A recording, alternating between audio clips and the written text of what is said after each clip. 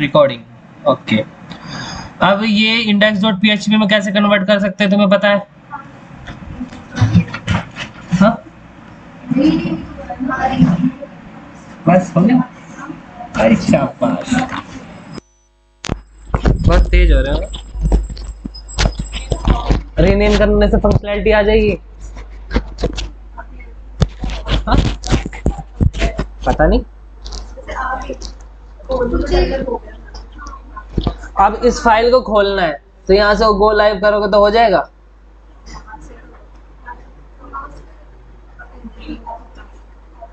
नहीं होगा तो कैसे होगा? जैम स्टार्ट करना पड़ेगा, उसमें ये दोनों सर्वर स्टार्ट करने पड़ेंगे। जस्ट इन केस तुम्हारा सीक्वल स्टार्ट नहीं होता या अपाचे स्टार्ट नहीं होता, सीक्वल स्टार्ट नहीं होता तो दिक्कत कहाँ होगी? सीक्वल अगर स्टार्ट नहीं होता तो दिक्कत तुम्हारे इस जैम्प नाम के फोल्डर के अंदर होगी। यहाँ से कोई फाइल मिसिंग है तो तुम्हें क्या करना पड़ेगा? रीइंस्टॉल। और यहाँ से फाइल मिसिंग कैसे हो सकती है पता है? मान लो जैसे तुमने फोल्डर खोला, ठीक है, अब देखो ये वाली फाइल दिख रही है, ये वाली फाइल ऐसे कर दिया और मैंने यहाँ कर दिया, कुछ हुआ? कुछ हुआ? मैं तो फोल्डर खोलना चाह रहा था लेकिन वो उसके अंदर चलेगी। मैं तो फोल्डर खोलना चाह रहा था, वो एकदम उसके अंदर चलेगी, तब ये एरर देगा। तो ऐसे चलेगा नहीं सिस्टम। अब वापस लाना, कंट्रोल जेड कर देता हूँ, आ गई। ठीक है, तो कभी कभी ये दिक्कतें आ जाती हैं, ठीक है, तो उस वजह से नहीं चलेगा। तो तुम रीइंस्टॉल कर लेना, पता तो कर नहीं सकते कौन सी फाइल कहाँ गई, रीइंस्टॉल कर लेना एक बार, ठीक है। रीइंस्टॉल करोगे तुम्हारा सारा सिस्टम उड़ जाएगा, फाइलें जो है ना वो उड़ जाएंगी, तो उसका फाइलों को बैकअप कर लेना। जैम का फोल्डर उड़ जाएगा ना पूरा।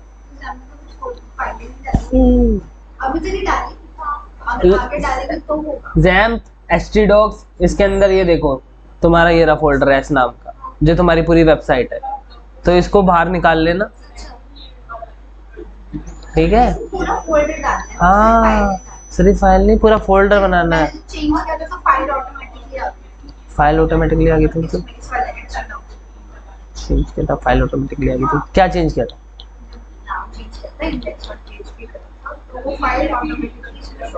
अरे नहीं, index.php ये ऐसा थोड़ी होता है। एक फोल्डर डालो, एक फोल्डर डालो, वो तुम्हारी पूरी वेबसाइट कहलाएगी। और फिर उसे तुम्हें क्या करना है? तुम्हें जाना है ब्राउजर में और यहाँ पे खोलना है, किस नाम से? पहले लिखोगे लोकल होस्ट, उसके बाद स्लैश। अब जो तुम्हारा फोल्डर का नाम है वो, मेरा फोल्डर का नाम क्या था? एस, एंटर, खुल गई। लोकल होस्ट जब काम करेगा जब तुम्हारा ये सर्वर स्टार्ट होगा। सर्वर स्टॉप कर दूं मैं? स्टॉप कर दिया, इसको रिफ्रेश करता हूं, क्या एरर है? पढ़ो बस। क्या मतलब? लोकल होस्ट का मतलब क्या है?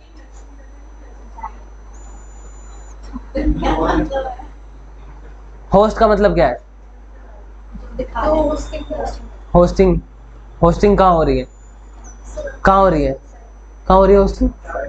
सर्वर पे। सर्वर कहाँ है? सर्वर कहाँ है? कहाँ है सर्वर?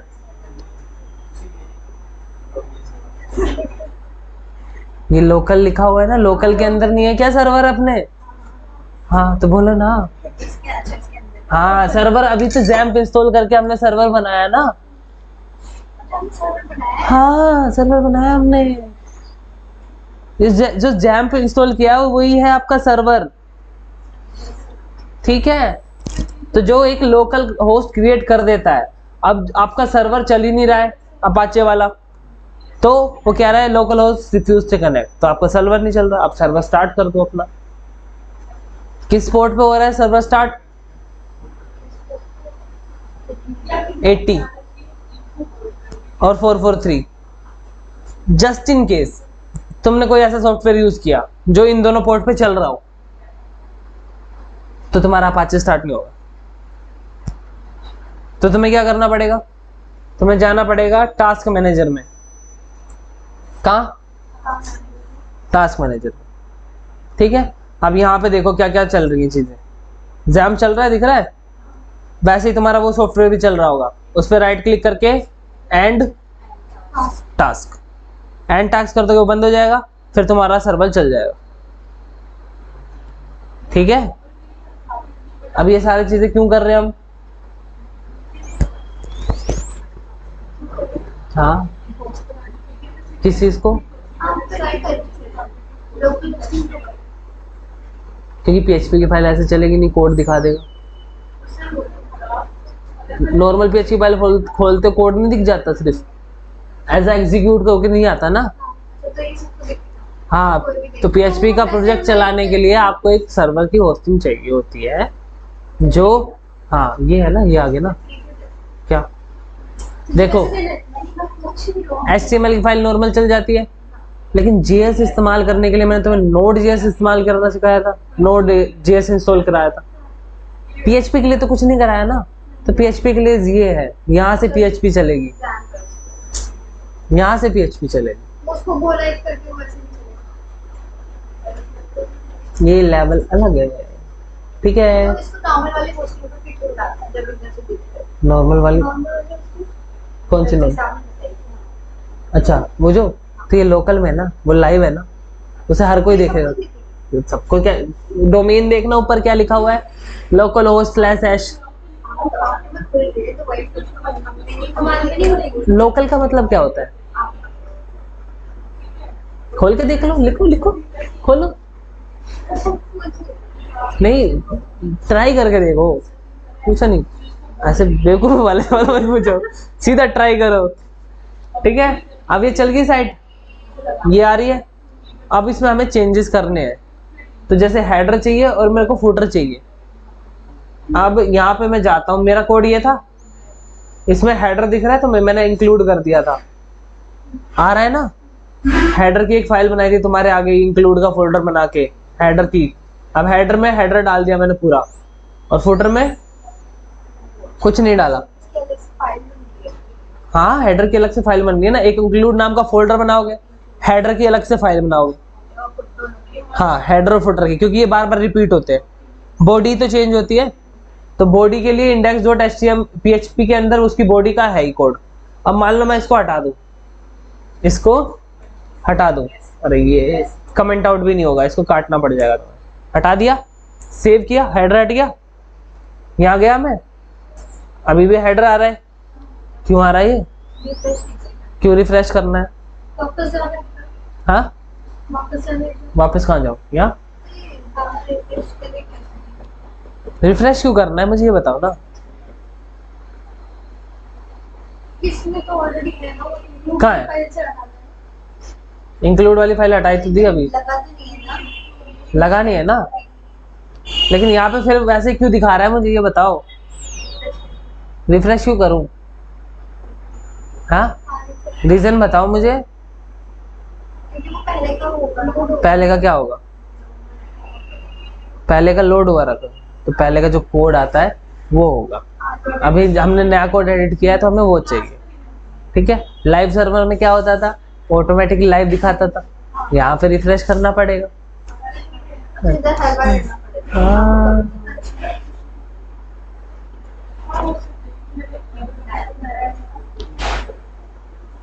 अरे दादा, मुंडी कट गई। ठीक है, अब ये फुटर है। अब मैंने हेडर यहाँ से उठा दिया, अब तुम्हें देख के भी लगाना पड़ेगा कि फाइल का वो जो कोड है वो कहाँ इंक्लूड करना है। मान लो मैं यहाँ कर दूं फुटर एंड पेस्ट, सेव। ठीक है, रिफ्रेश, क्या हुआ? हेडर तब भी कहाँ आया? सिर्फ ये जावास्क्रिप्ट लग रही है जो ऊपर दिखा रही है जब हम स्क्रॉल कर रहे हैं, देखो, वरना हेडर ऊपर है। अब आ गया, ये एलिमेंट आ गया, हेडर कहाँ है? हेडर आ ही नहीं रहा, है ना? तो गलत लोकेशन पे पेस्ट कर दोगे तो वो कोड एग्जीक्यूट होगा। तो लोकेशन देखनी है ना तुम्हें। अभी देखो, किसको कैसे पता? तो कोड लिखा हुआ है ना, अब फुटर के आसपास कुछ नहीं आ सकता ना। हाँ, अब जैसे मान लो ये इवेंट स्टार्ट था, ये टीम है, टीम के बाद मैं पेस्ट करता हूँ। अरे यार, ये तो गड़बड़ कर दी मैंने, दोबारा से कोड लेना पड़ेगा। Ctrl+X, और ये सब्सक्राइब है, और ये ब्रांड है, टीम कहाँ गई? Counter, little news, video and, testimonial and. चलो टेस्टिमोनियल्स के बाद कर देता हूँ मैं। कंट्रोल पे सेव, रिफ्रेश।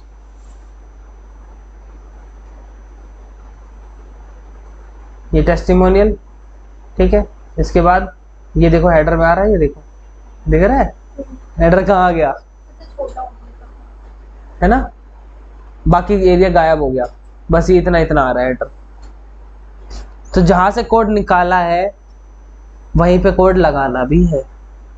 हमने कोड कहां से निकाला था? इसके पेज में से।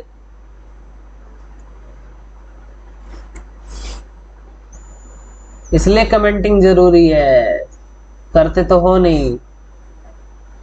यहाँ देखो स्लाइडर स्टार्ट दिखा रहा है, यहाँ दिखा रहा है स्लाइडर एंड, अबाउट स्टार्ट, लेकिन अभी तो हेडर कहीं है ही नहीं। क्यों? क्योंकि मैंने हेडर वाला कोड उठा के वहां कर दिया था। अब यहाँ से हेडर तुम्हारा स्टार्ट हो रहा था, यहाँ हेडर स्टार्ट हो रहा था, ठीक है। यहाँ पे डालोगे तो आ जाएगा तुम्हारा हेडर। अरे स्क्रॉल हो जा, आ गया हेडर। किसका साइज?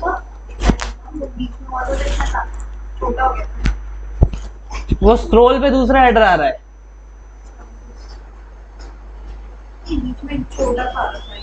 ये तो ये जो पोर्शन था ये छुप गया था, बस वो उतना उतना रह गया था। वो दोनों अलग डिम है, अलग सेक्शन है। हाँ, व्हाइट पोर्शन अलग है, ऊपर ब्लू वाला पोर्शन अलग है। अब तुम्हें काम करना होगा कोड के अंदर। अपना कोड तो बहुत जनरेट कर लिया, अब किसी और के कोड में काम करना है। ये तो किसी और ने कोड किया है, तुम्हारे लिए तो कोई और ही है। अब इसके अंदर चीजों को चेंज करना है, काम करना है, समझे? जैसे ये होम है, होम का स्टाइल 1 क्यों नहीं मिल रहा?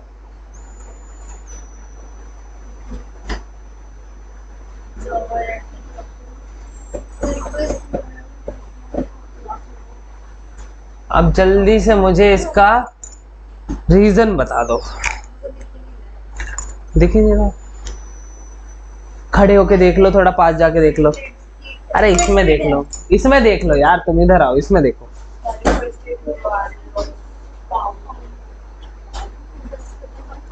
अब मुझे एरर बता दो, पर तुम एरर नहीं बताओगे ना तुम। सारी चीजों को नोटिस करो, सिर्फ यूआरएल। हाँ है, ठीक है। इंडेक्स, तो अब ये क्यों आ गया? अब ये क्यों आया? जबकि जब वो पिला HTML वाला था वो नहीं आ रहा था। अब ये HTML वाला कैसे आ गया, मुझे ये बताओ।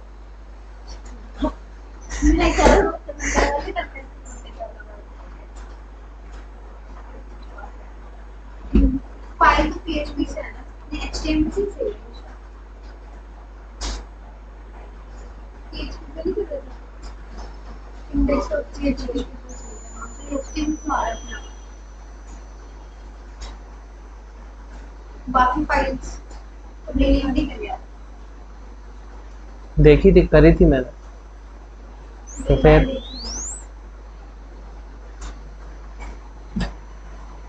तो इंडेक्स टू HTML अच्छा, तो मेन वाली बस, बाकी नहीं करी। एक से हो जाएगा क्या? हाँ तो चलिए। अरे ये स्टाइल दूसरे दूसरे हैं, देख। होम, एक सेकेंड,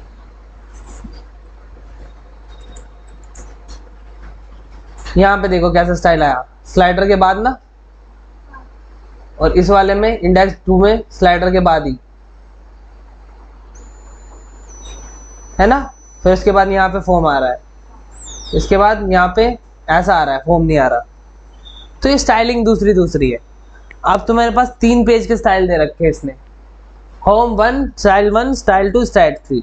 अब इस स्टाइल में से तुम्हें कुछ इसमें से लेना है, कुछ उसमें से लेना है, कुछ इसमें से लेकर अपना स्टाइल बनाना है, कोड उठा उठा के। जैसे मान लो कि मुझे ये वाला पार्ट पसंद नहीं है, ये नहीं पसंद भाई, मुझे ये वाला चाहिए, यहाँ पे ये वाला पार्ट चाहिए अपनी PHP वाले में, यहाँ पे। खुद तो बनाने से रहे तुम लोग, एज इट इज बना दोगे खुद से, टाइम लगेगा। उसका कोड है ही, कोड को समझो कि कहाँ से कहाँ तक है, उठाओ और यहाँ पेस्ट कर दो, वो आ जाएगा। खुद का कोड तो कर लोगे, दूसरे के कोड में भी काम करना आना चाहिए ना, तभी तो एडवांस बनोगे। क्यों कह रहा था मैं तुम्हें एरर करके दूंगा और तुम सोल्व करोगे, इसलिए तो कह रहा था एरर सॉल्यूशन। कल को कोई आएगा, कल को कोई आएगा कहेगा ये एरर है, मुझे क्या पता तेरा कोड है, तू देखना। तो तुम किस बात के डेवलपर हो भाई? ऐसा तो है नहीं तुम किसी कंपनी में जाओगे जॉब करने, या जस्ट इन केस कोई तुम्हारे पास काम आएगा तो तुम्हें स्टार्टिंग से ही बन पाएगा, क्या पता उसमें चेंजेस करानी हो, तब तो कोड पहचानना पड़ेगा ना राशन। तब क्या करोगे, सोचा है? क्यों नहीं सोचा? फिर खुद का कोड करोगे, सोचोगे यार स्टार्टिंग से हाँ तुम्हारा ही कोड चलेगा, नहीं चलेगा ना। तो किस लिए मैंने कहा था स्टार्टिंग में कि अच्छा डेवलपर वो होता है जो कोड ऐसा लिखे जो दूसरों को समझ में आ जाए, है ना। तो यहाँ भी वही चीज है, तुम्हें समझना पड़ेगा, पड़ेगा ना। क्या और पियोगे क्या?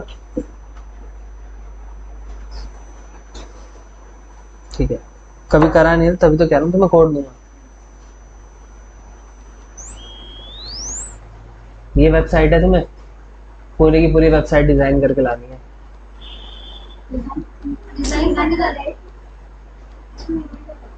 मैं दूंगा ना इसमें लिख के कि मुझे यहाँ पे ये चाहिए, वहां पे ये चाहिए। ये जो ये आ रहा है ना, ये कहाँ गया, कहाँ गया, कहाँ गया, कहाँ गया, कहाँ गया, कहाँ गया, यहाँ है नहीं, कहाँ गया ये, मुझे यहाँ पे चाहिए। हाँ, कौन सी वाली? कौन सा? ये इमेज है, वो तो तुम्हारे कॉन्सेप्ट क्लियर करने के लिए मैं तुमसे करा रहा हूँ, वरना तो इमेज लगेगी। इतना थोड़ी टाइम है कि तुम कोड करोगे। तुम्हें लग रहा है तुम फालतू मेहनत कर रहे हो? नहीं, वो इमेज है पूरी की पूरी, ठीक है। इतना टाइम नहीं होता तुम्हें एक, यार तुम, अभी मैं तुम्हें पढ़ा दूं बस, फिर खुद से मैं तुम्हें एक जादू का पिटारा दूंगा, ये लो, और जब तुम उसे खोल लोगे तो अरे क्या क्या है इसमें, तो मजा आ गया। इतनी सारी साइट ऐप बताऊंगा जहाँ से तुम 3D डिजाइन कर सकते हो। एक साइट है जिसपे कम से कम 100+ टूल है, वहाँ पे कुछ भी कर सकते हो तुम। बैकग्राउंड रिमूव करना, इमेज बनानी है, AI इतना पावरफुल आ गया, तुम जो लिखोगे उसकी इमेज बना के दे देगा। हाँ, हाँ, वही तो बता दूंगा तुम्हें कैसे कर, कैसे वो करेगा, वो उसकी भड़क है। लिख दो ए डॉग वॉचिंग स्टार्स, तो वो इमेज बना के दे देगा। तुम्हें यहाँ पे ऐसे दिखता रहेगा, तुम ऊपर लिखोगे डॉग वॉचिंग स्टार, वो इमेज बना के दे देगा, उसके वेरिएंट भी दे देगा। इतना पावरफुल हो गया AI। अब तुम्हें वो चीज मैं अभी बता दूं ना, तो तुम पता क्या कांड करने लग जाओगे। How to make automatic scroll in JavaScript, और वो कोड दे देगा पूरा। हाँ हाँ, तभी तो नहीं बता रहा तुम लोगों को मैं। लेकिन सीखोगे क्या तुम? ढूंढना ही पड़ेगा, जब उसी को ही बता दे फिर सारा। अच्छा है ना। हाँ तो फिर क्यों बताऊँ? तो बता दे। हर चीज का सोल्यूशन नहीं मिलेगा ना। कल को तुम्हें लॉजिक बिल्ड करना है, सारा सोल्यूशन ही एआई है, कितना दे सकता है? देगा। जितना उसके डाटाबेस में होंगे। सब थोड़ी ना पता हो। कहीं तो लैग करेगा, तो उस टाइम पे क्या करोगे? बस फिर अभी खुद ही कर लो। एआई की मदद जब लेना जब तुम्हें काम फटाफट करना हो। इसलिए नहीं बता रहा तुम्हें मैं।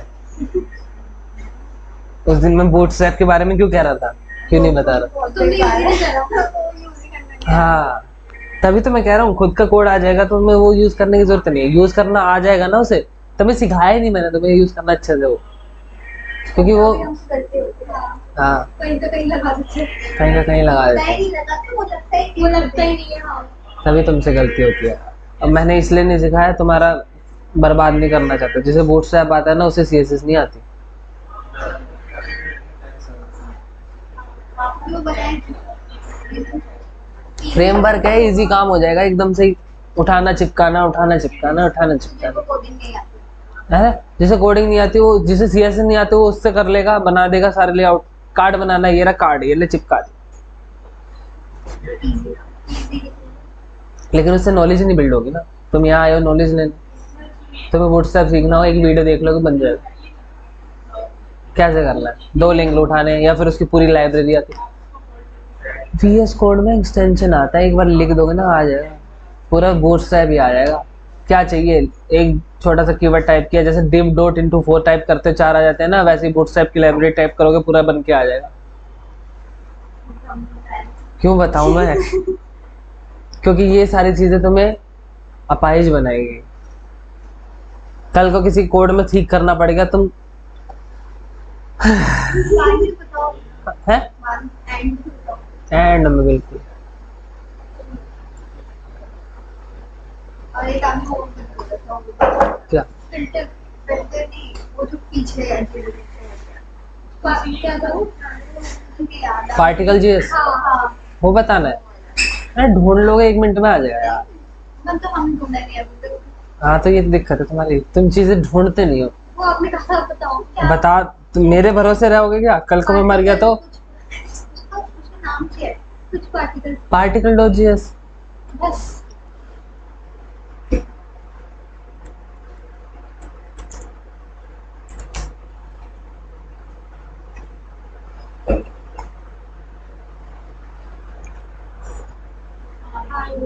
गिटहब डाउनलोड,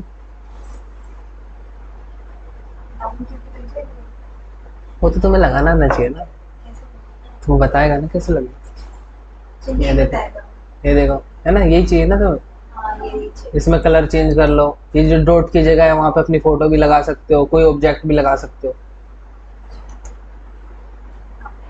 आपने बता दिया अपनी वेबसाइट। क्या? टाइम नहीं मिल रहा यार, तो मैं पढ़ाऊँ, ये करूँ वो करूँ यहाँ करूँ। हाँ, तुम लोगों से बनवाओ, बनाओ। ठीक है, तो मैं कोड दूंगा, मैं इसमें चेंजेस करने हैं। पीएचपी का समझ गए ना कैसे कन्वर्ट करना है? पीएचपी का समझ गए, फाइल कैसे कन्वर्ट करनी है। हेडर का पोर्शन जितना काट दिया उसका एक फोल्डर बना लो और उसको वहां पे फाइल को लिंक कर दो, हो जाएगा। सिंपली है, ठीक है। वैसे ही फुटर कर लोगे। फुटर मैं नहीं करूंगा, तुम्हें ये कोड भेजूंगा, ये तुम फुटर में कर लेना, ठीक है। उसके बाद जैसे ये हेडर का लगे ना, इसी में करना है चेंज। आप भी दो। दे दूंगा, सर से पूछ के दे दूंगा। ऐसे नहीं दे सकता ना, लेकिन पूछ के, या फिर कोई और दूसरी दे दूंगा उसमें चेंज कर दूँ। ये वाली नहीं देता, कोई दूसरी दे देता हूँ उसमें चेंज कर दूंगा, ठीक है। ये तो दिखाने के लिए जस्ट। डैशबोर्ड दिखाऊं तुम्हें, पुराना पीछे का डैशबोर्ड कैसा होता है।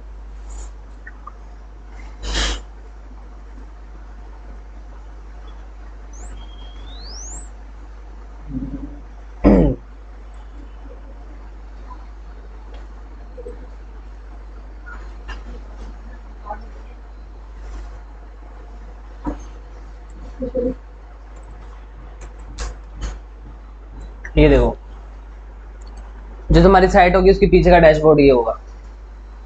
यहाँ पे सारा डाटा इंफॉर्मेशन आएगी, कितना सेल हुआ, कितना चल रहा है, क्या हो रहा है, इंप्रेशंस क्या है, ये सारी चीजें आएंगी यहाँ पे। ठीक है, तुम्हें टेबल बनानी पड़ेगी, ये फॉर्म है, ठीक है, ये डाटा है। अभी टेबल खुद बनाओगे, बना दोगे, ऐसे टेबल बना दोगे? और किससे बनेगी?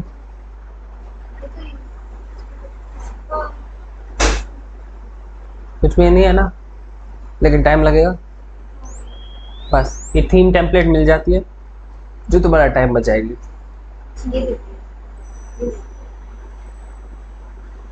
एनवेटो एलिमेंट्स लिखो, सर्च करो, पता लग जाएगा, वहां पे मिलती है, सारी थीम मिलती है। तो तुम्हारा फ्रंट एंड का काम खत्म हो जाता है एकदम से उस थीम से। फिर आता है उसमें थोड़ा सा डिजाइनिंग का काम, कि लेआउट उठा के इधर उधर से अच्छे से बनाना। अपने नीड के अकॉर्डिंग तो परफेक्ट नहीं मिलता, एक थीम डिसाइड हो जाती है कि हाँ इस थीम पे काम करेंगे।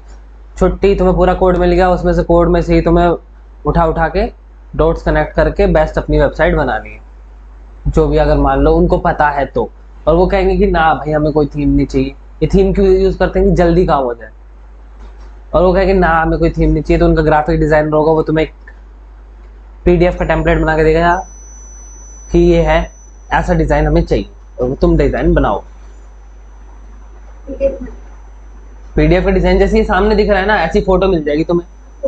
हाँ, तो तुम्हें उसको कोड में कन्वर्ट करना होगा। ठीक है, चलो फिर मैं तुम्हें अभी बताना शुरू करता हूँ। क्या शुरू करता हूँ, इसमें कर लोगे, मैंने तुम्हें हेडर फुटर का बताया कि हेडर फुटर कैसे बना सकते हैं। एक सबसे पहले इंक्लूड का फोल्डर बनेगा, उसके अंदर एक हेडर बनेगी, एक फुटर बनेगी। ठीक है, उसके बाद क्या होगा, फाइल को कन्वर्ट करना है तो डॉट पीएचपी लगाना पड़ेगा। डॉट पीएचपी लगाने के बाद जितना कोड है हेडर का, उस कोड को क्या करो, कट करो, हेडर वाले में ले जाके पेस्ट कर दो। ये पेस्ट हो गया हेडर वाले में ले जाके। ठीक है, और वहां पे ये जो ये है ना, ये अगर कमेंटिंग है तो ठीक है, वरना खुद कमेंट करो कि हेडर भाई यहां से स्टार्ट हो रहा है और ये हेडर यहाँ पे जाके खत्म हो जाएगा। ठीक है, इससे पता लग जाएगा कोड यहाँ से स्टार्ट हो रहा है, कोड यहाँ खत्म हो गया।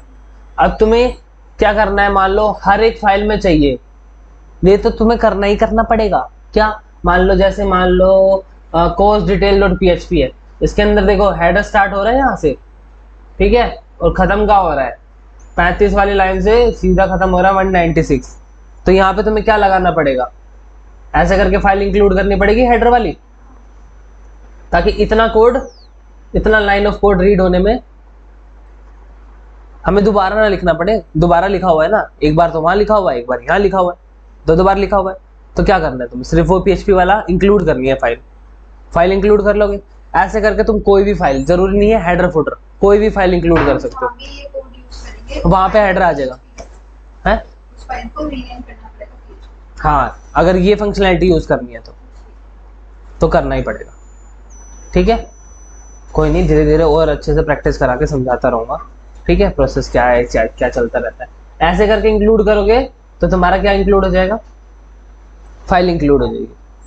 जैसे लिंक लगाते थे ना, लिंक करके इंक्लूड कर देते, पीएचपी में कोड इंक्लूड करना है, वहां तो पूरी फाइल का लिंक लगा के तब इंक्लूड कर लेते, फाइल आ जाती थी, वो रीड होती थी। लेकिन वो रीड होती थी सब चीज के लिए, यहाँ तो एक स्पेसिफिक है, यहाँ पे एलिमेंट है ना, एलिमेंट है ना। अब एलिमेंट कहीं कहीं उठा के लगाने हैं, तो एक नई फाइल बनाओ और इंक्लूड कर दो, ऐसे करके इंक्लूड हो जाएगा। अब इसके बात करते हैं डाटाबेस की, क्योंकि इसमें डाटाबेस इंपॉर्टेंट है। कल को ये फॉर्म है जो सबमिट होगा, इसमें नाम, ईमेल, फोन नंबर, इसमें जावास्क्रिप्ट की वैलिडेशंस बताई थी मैंने तुम्हें, कैसे लगा सकते हैं। एलिमेंट में वैलिडेशंस बताई थी, टेक्स्ट क्या टाइप क्या हो, ईमेल हो, मिन विथ, मिन लेंथ, वो सब बताया था, वो तो कर सकते हो। और उसको मैनिपुलेट करना बहुत आसान है।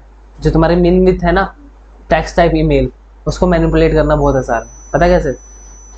देखो इसमें टेक्स्ट टाइप ईमेल है क्या, पहले देख लेते हैं। इस पर राइट क्लिक करूंगा, इंस्पेक्ट करूंगा, टेक्स्ट, ये टेक्स्ट टाइप ईमेल दिख रहा है ना। अगर मैं ईमेल नहीं डालूंगा तो वो मुझे बोलेगा कि ईमेल डालो।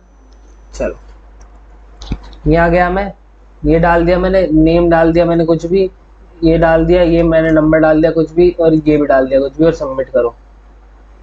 तो बोल रहा है क्या मुझे ईमेल? नहीं, इस पे कोई फॉर्म सबमिशन का वो है नहीं क्या? एक बार फॉर्म देख लो मैं क्या है। ये रहा फॉर्म, ये फॉर्म है क्या? Form search. एक सेकेंड, ये किस में है? index2.html है ये तो। और इसके अंदर फॉर्म है क्या अपने पास कोई? इसके अंदर फॉर्म नहीं है। तो कॉन्टैक्ट वाले पेज को कर ले, कॉन्टैक्ट वाले को PHP में कन्वर्ट कर ले, या फिर तुम्हें मैं नॉर्मल ऐसे ही बता दूं, करके दिखाऊंगा बाद में। ये देखो, ये है ना, जैसे इसका टेक्स्ट टाइप ईमेल था, अगर मान लो मैं डालता हूँ, ईमेल नहीं डालता हूँ, तो बोलता है ना दिस फील्ड रिक्वायर्ड ईमेल, वो बोलता है ना। अगर तुम यहाँ से ईमेल को ऐसे करो, टेक्स्ट कर दो, बस अभी टेक्स्ट क्या हो गया? ईमेल टाइप क्या हो गया? ईमेल की जगह टेक्स्ट हो गया। अब यहाँ से तुम वो कर सकते हो, यहाँ पे टेक्स्ट डाल के सबमिट कर सकते हो। है ये लोग करते हैं ईमेल से बचने के लिए, वहां पे टेक्स्ट सबमिट कर देते हैं। SEO वाले फ्रॉड काम करते हैं, ठीक है। जिसको पता होता है वो कर पाएगा, जिसको पता होता है नहीं पता होता तो वो नहीं कर पाता है। लेकिन जब जावास्क्रिप्ट के कोड की वैलिडेशन लगेगी तब तुम ये काम नहीं कर सकते। कर भी लोगे तब भी जावास्क्रिप्ट से वेरीफाई होगा कि ईमेल है कि नहीं है परफेक्ट, ठीक है। PHP भी वेरीफाई करती है। अगर डबल वैलिडेशन लगाना तो PHP से भी वेरीफाई कर दो, ठीक है। अभी आने वाली है बहुत अजीब ऐसी चीज़ें, बैकएंड वाला सिस्टम आने वाला है अब। लेकिन मैं बैकएंड वाला पूरा बेहतरीन तो बताऊंगा नहीं, क्योंकि जावास्क्रिप्ट मैंने पहले बता रखी है तुम्हें, और सेम प्रोसेस इसका भी है PHP का। अगर वही बताने लग जाऊंगा तो कम से कम उसमें ही लगेंगे 2 महीने तुम्हें। लेकिन एडवांस तो तुम्हारा फ्रंट एंड था, लेकिन फिर भी इसको से रूबरू करा रहा हूँ, ठीक है। अब इसके बाद जब ये सबमिट होगा तो फॉर्म का मैंने मेथड बताया था, एक्शन और मेथड फॉर्म में लिखा होता है। फॉर्म, मेथड और एक्शन लिखा होता है। एक तो सिंपल तुम फॉर्म लिख देते हो, फॉर्म का है। एक तो सिंपल तुम फॉर्म लिख देते हो, टैग खत्म। उसके बाद एक एक्शन होता है और एक मेथड होता है। ये सब होते हैं तुम्हारा डाटा ट्रांसफर के लिए। एक्शन मतलब कि सबमिट जब क्लिक हो तो फॉर्म जाए कहाँ पे, एक तरीके का लिंक है कि वो कहाँ जाए, किस पेज पे जाए जैसे फॉर्म सबमिट हो। और मेथड मतलब 2 तरीके के मेथड होते हैं, गेट मेथड होता है, एक पोस्ट मेथड होता है, ठीक है। ये भी लिख लो, ये तुम्हें पता करके आना कि गेट मेथड क्या होता है और पोस्ट मेथड क्या होता है। गेट मेथड में तुम नहीं लिखोगी। गेट मेथड में क्या होता है, डाटा दिखता है, पोस्ट मेथड में डाटा दिखता नहीं है। अब ये तुम देखना क्या नहीं दिखता, क्या नहीं दिखता, तो ये जरूरी होता है। तो फॉर्म सबमिट होगा तो तुम्हारा डाटा भी तो जाएगा कहीं ना कहीं, जो उसके अंदर लिखा होगा। तो उस डाटा को कैसे उठाना है और कैसे तुम्हें उस डाटा को डाटाबेस में डालना है, वो मैं सिखाऊंगा, ठीक है। जैसे यहाँ पे जाओगे ना, MySQL तुमने स्टार्ट कर रखा है, इस पे एडमिन पे क्लिक करोगे ना,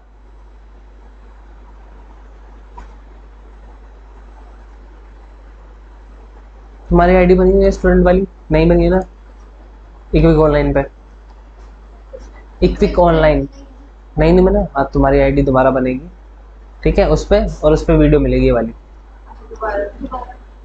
ये पहले बनी हुई है।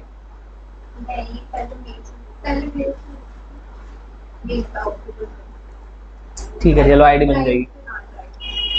देखो एडमिन पे क्लिक करोगे तो ये तुम्हारा एडमिन का इंटरफेस खुल जाएगा। अब मैं इसे पढ़ाऊंगा आज, ठीक है। वैसे पढ़ा तो बहुत कुछ दिया है, लेकिन फिर भी देख लो, कोई बात नहीं, आज जस्ट देख लो, 1 दिन का टाइम है तुम्हारे पास, सब कुछ कर लोगे। इस इंटरफेस से डरने की जरूरत है नहीं है, अभी आ जाएगा। लिखा हुआ तो समझ में आता है, ठीक है। ये जो साइड में दिख रहे हैं ना तुम्हें, ये है तुम्हारे डाटा बेस। ये साइड में जो नाम में लिखे हुए सारे जो भी है डाटाबेस, ठीक है। डाटाबेस क्या होता है?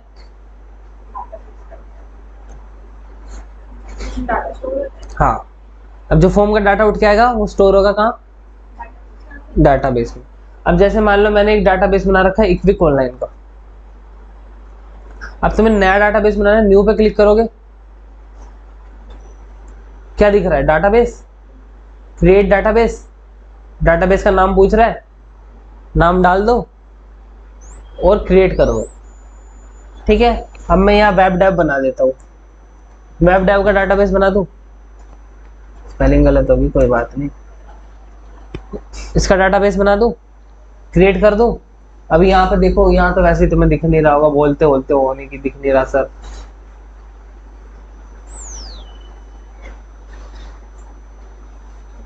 ठीक है, वेब डेव का डाटाबेस दिख रहा है कहीं? यहाँ पे ये जो डाटाबेस बने हुए हैं, नहीं ना। अब यहाँ पे मैंने न्यू पे क्लिक किया था, वेब डेव लिखा और क्रिएट पे क्लिक कर देता हूँ, बन गया डाटाबेस। अब ये डाटाबेस बन गया। अब ये जो एक तो बना है तुम्हारा डाटाबेस, अब उसके अंदर बनेगी टेबल, जिस टेबल के अंदर तुम्हारा डाटा होगा स्टोर। अब टेबल में जैसे लिखता है नाम, रोल नंबर, ये वो, वैसे ही फॉर्म में आएगा नाम, फोन, ईमेल, मैसेज।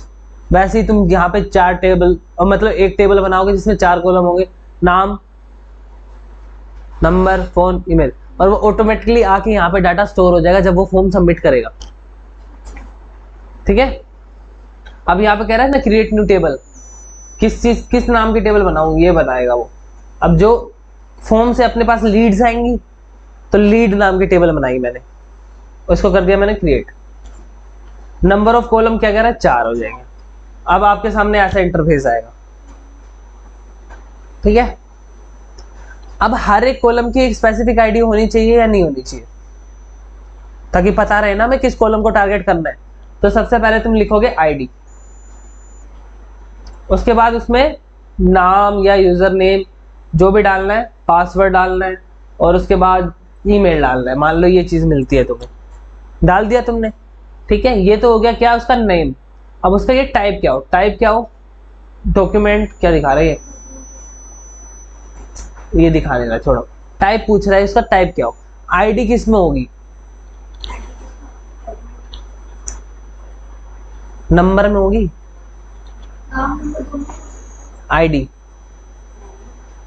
आईडी नाम में कैसे हो सकती है? नंबर में हो जाएगी, 1 2 3 4 5 6 7 8 9 10। ये आईडी जो मैंने यहाँ पे डाली है कि उस कॉलम में जो यहाँ पे कह रहा हूँ मैं ना, अब वो छोड़ दो, अभी बैकएंड चल रहा है।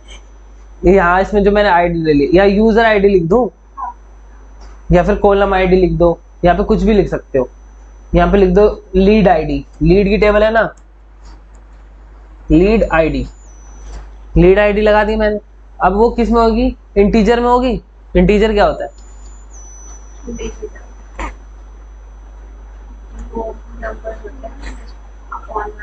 अपॉन वाले, फ्रैक्शनल नहीं होते अपॉन वाले,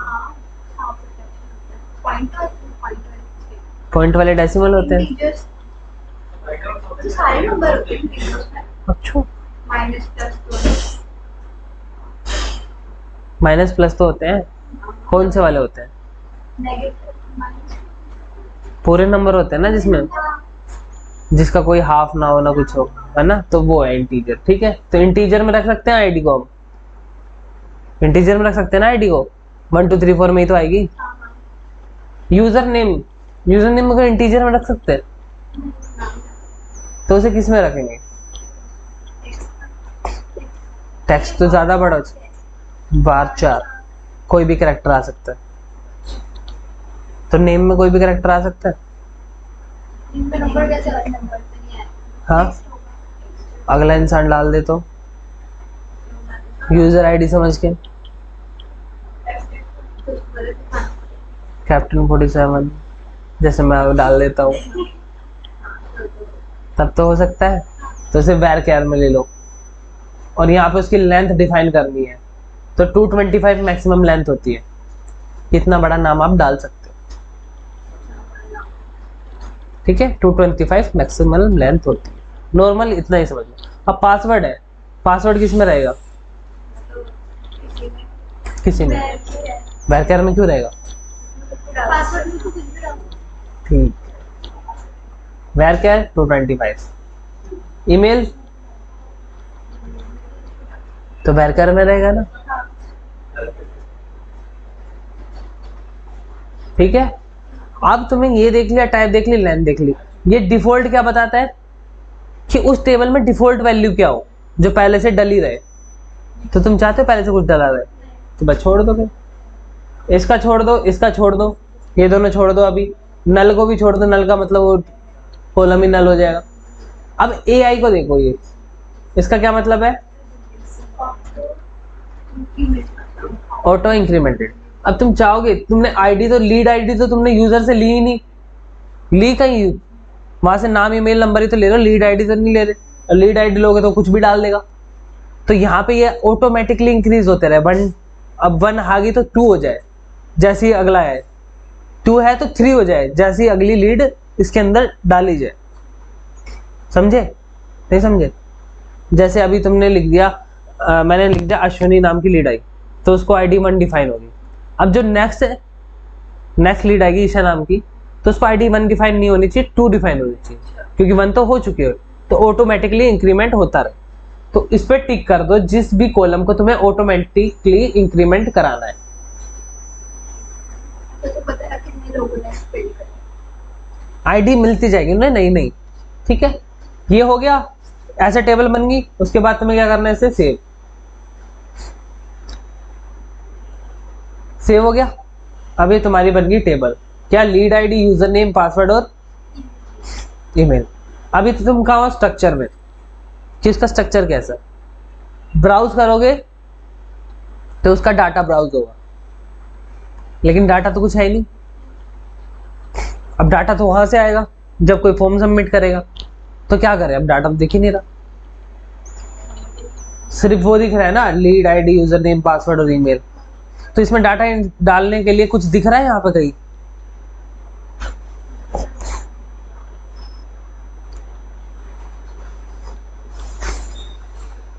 यहाँ पे डाटा इंसर्ट दिख रहा है?